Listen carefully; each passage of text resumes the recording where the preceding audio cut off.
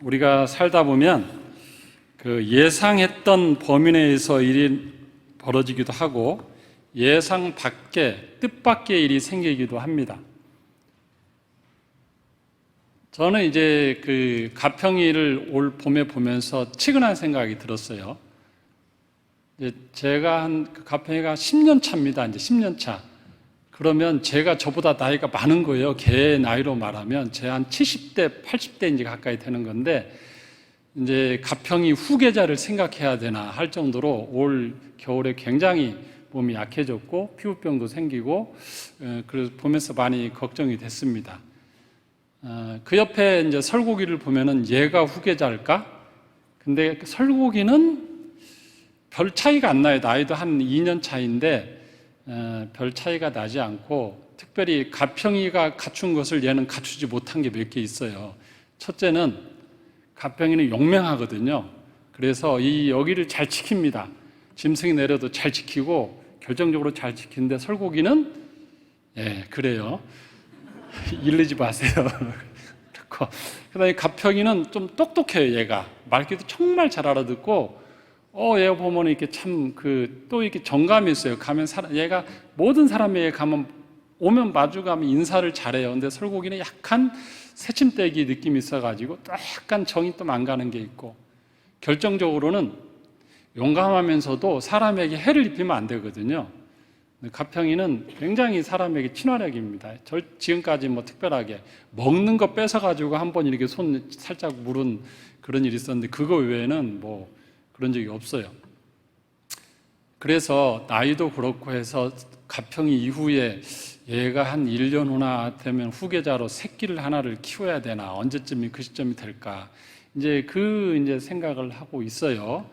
근데 갑자기 진돗개 새끼는 예상했던 진돗개 새끼는 나타나지 않고 갑자기 고양이 새끼가 저희 교회에 나타났어요.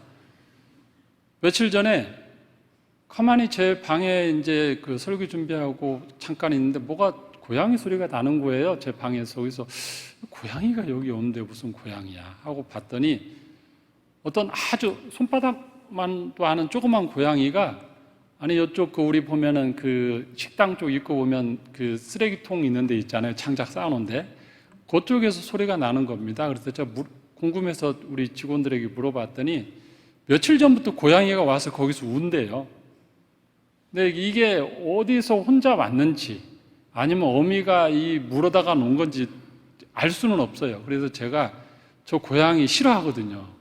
그래서 죄송합니다. 고양이는 개는 제가 정이 가는데 고양이는 어려서부터 밤에 그 담벼락에서 막 울던 그 모습 눈빛이 그게 트라우마가 있어가지고 고양이는 꽤 정이 없었는데 이 애를 주인을 찾아줘야겠다 싶어가지고 이 마을에 아는 사람에게 다 사진을 보냈어요. 이 혹시 고양이 새끼 주인 있으면 찾아가세요 했더니 아무도 주인이 없대요. 얘를 이제 어떻게 해? 근데 얘는 계속 우는 것 보니까 배고파서 그럴 것 같다고 해서 직원들이 가서 먹을 것도 주고 물도 주고 굶겨 죽일 수는 없잖아요. 어쨌든 여기 왔는데 주인 찾을 때까지 데리고 있어야지. 그러고 있는데 얘가 갑자기 제가 어느 날 이제 퇴근하고 집에 가려는데 제 차 밑으로 들어가 버렸네. 바닥에 있는 게 아니고 차 바퀴 이쪽 틈 사이로 얘가 들어가서 안 나오는 거예요. 쟤를 당근을 줘서 빼야겠다 해갖고 먹을 것으로 유인도 해봤지만 안 나와. 그러면 채찍으로 빼야겠다 해가지고 제가 차를 타서 시동 걸고 빵빵거리고 막 시끄럽게 하면 나가겠지. 안 나가요. 얘를 데리고 운전할 수 없잖아. 가다가 얘가 혹시 운전하는 사이에 튀어나오면 또 죽을 수 있고. 그래서 결국에는 집에 다른 차로 퇴근을 했어요. 그 차 놓고 얘를 어떻게 위험해서. 그래서 저 별게 다 와가지고 사람이 저기는 직원들이 온통 걔 먹이느라고 이 뜻밖의 일이 벌어져서 그래서 제가 기도해 오죽하면 고양이 놓고 기도해서 하나님 얘를 키워야 돼요 말해야 돼요. 하나님 앞에 기도를 다했다니까요. 하나님 진돗개 새끼를 지금 우리가 구상하고 있었는데 예상하고 있었는데 갑자기 하나님께서 고양이 새끼를 보내주셔서 얘를 주인도 없고 고민입니다. 여러분도 같이 기도하시고 결정을 하기 원합니다. 요즘 기도 제목이 이렇게 뜻밖의 일이 우리 주변에 일어납니다. 예상했던 바가 아닌 뜻밖의. 근데 예수님이 이 땅에 오셨을 때도 이스라엘 사람들은 메시아에 대해서 예상하는 바가 있었어요. 메시아라 하면 이렇지 하고 예상하는 바가 있었습니다. 예상을 어떻게 했습니까? 메시아라 하면 다윗 왕과 같이 힘 있는 왕이 될 거야. 그래서 이 모세가 애굽에서 출애굽시켜서 바로 왕을 이겨먹고 출애굽시켰고, 다윗 왕이 이 강한 나라를 이스라엘을 다스려서 이 지방 이 근처로 호령했던 그 강한 나라, 모세 플러스 다윗, 그런 사람이 메시아다. 그렇게 생각했어요. 성경 말씀에도 다윗의 후손으로 메시아가 온다 했어요. 그래서 이사야서 보면은 이새의 줄기에서 이렇게 메시아가 온다는 구절이 있죠. 그 말씀대로 마태복음 1장 1절 보면 아브라함과 다윗의 자손 예수 그리스도의 세계라. 이게 다윗의 후손이 아니면 그건 메시아가 아닌 거예요. 예상했던 바죠.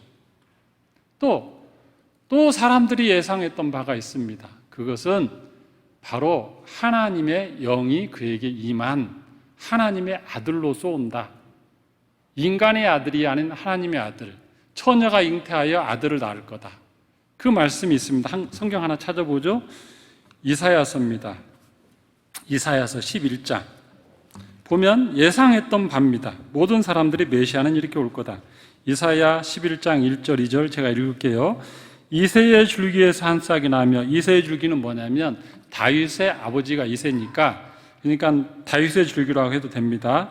다윗의 줄기에서 한 싹이 나며 그 뿌리에서 한 가지가 나서 결실할 것이요, 그의 위에 여호와의 영 곧 지혜와 총명의 영이요 모락과 재능의 영이요 지식과 여호와를 경외하는 영이 강림하시리니, 여호와의 영이 그에게 강림하는 자가 메시아다. 이렇게 예상했어요. 그 예상한 대로 예수님은 다윗의 후손으로 오셨고, 또 예수님이 공생애를 시작했을 때에 예수님이 딱 나오자마자 세례 요한이 예수님을 보고 하나님의 보낸 어린 양이다, 하나님이 보낸 사람이다, 메시아다 이렇게 고백할 때 뭘 보고 그걸 그렇게 했습니까? 세례 요한이 세례를 줄 때 하늘이 열리고 하나님의 성령이 예수님에게 내리고 하늘에서 음성이 들리기를 이는 내 사랑하는 아들이다, 이렇게 말했잖아요. 그래서 이건 예상했던 바예요. 이제는 메시아가 우리 예상대로 이사야의 예언대로 오셨구나, 이렇게 생각하고 있었습니다. 그런데 그러면 이제 다음 단계는 뭡니까?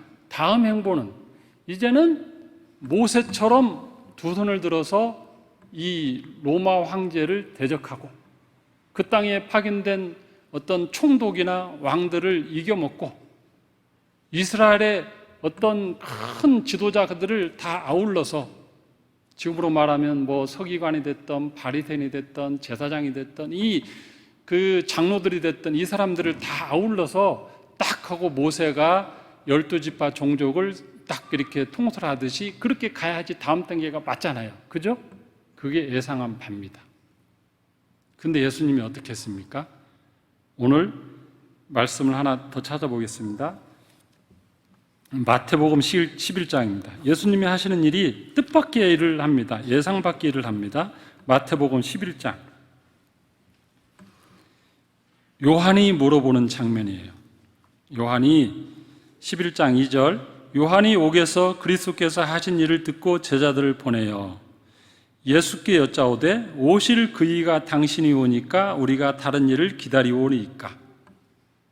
세례 요한은 예수님을 예상했던 범위 내에서 메시아로 생각했어요. 그리고 다윗의 후손으로 왔고, 그 다음에 본인이 딱 보니까 하나님의 영이 그에게 임했고, 그에게 권능이 있고 귀신도 내쫓고 수많은 기적도 베풀고, 그래서 이제는 예수님이 메시아다 생각하고 있는데 예수님이 무슨 일을 하고 계십니까? 뜻밖의 일을 하고 있는 거예요. 그러니까 세례 요한이 헷갈린 거죠. 잠시 헷갈려서 정말 당신이 메시아 맞냐고 질문하는 장면이 이거예요. 예수께서 대답하여 이르시되 너희가 가서 보고 듣고 보는 것을 요한에게 알리되, 5절이 중요합니다. 맹인이 보며 못 걷는 사람이 걸으며 나병 환자가 깨끗함을 받으며 못 듣는 자가 들으며 죽은 자가 살아나며 가난한 자에게 복음이 전파된다 하리라. 누구든지 나로 말미암아 실족하지 아니하는 자는 복이 있다. 지금 세례 요한도 실족한 거예요. 메시아에 대해서 예상했던 게 있었는데 지금 지도자급들하고 지내면서 뭔가 힘을 키우고 모세처럼 다윗처럼 그쪽으로 가지 않고 어디로 갔습니까? 가난한 자들 속으로 들어간 거예요. 예수님이. 그 속에서 그들을 치유하고 그들 먹여 살리고 병자 고치고 맨 그들만 있고 거꾸로 기존에 큰 힘을 가진 그 사내들인 공이나 이쪽은 오히려 대척점에 서버렸네요. 그러니까 세례 요한이 잠시 헷갈린 겁니다. 정말 당신이 메시아 맞냐? 그럴 때 예수님이 이 말씀을 하면서 8절에 그러면 너희가 무엇을 보려고 나갔더냐? 부드러운 옷 입은 사람이냐? 부드러운 옷을 입은 사람들은 왕궁에 있느니라. 지금 세례 요한이 나를 왕궁에 있는 그 사람으로 다윗처럼 생각하는데 아니다. 나는 지금 가난한 자들, 소외된 자들, 병든 자들 이들의 속에 있는 메시아다. 뜻밖의 메시아상을 제시합니다. 그리고 또 마지막엔 또 뜻밖의 메시아상을 합니다. 이사야 53장에 있었던 고난의 종의 모습. 메시아가 승리를 해야 되는데 실패하고 죽는 메시아의 모습 때문에 모든 사람이 헷갈린 거예요. 그 뜻밖의 일을 하신 메시아. 그러므로 메시아는 두 가지 모습이 있습니다. 첫 번째는 왕의 모습, 선지자의 모습, 대제사장의 모습으로 승리하는 모습도 있지만 반면에 메시아는 고난의 모습, 인류의 죄를 지고 십자가에 지는 모습, 죽는 모습, 그러다 다시 부활해서 그것을 모든 걸 극복하죠. 그리고 그는 권력자들과 있지 않고 약한 자, 소외된 자, 병든 자들과 같이 있는 그 메시아의 모습이 중요한 메시아 사역이었다.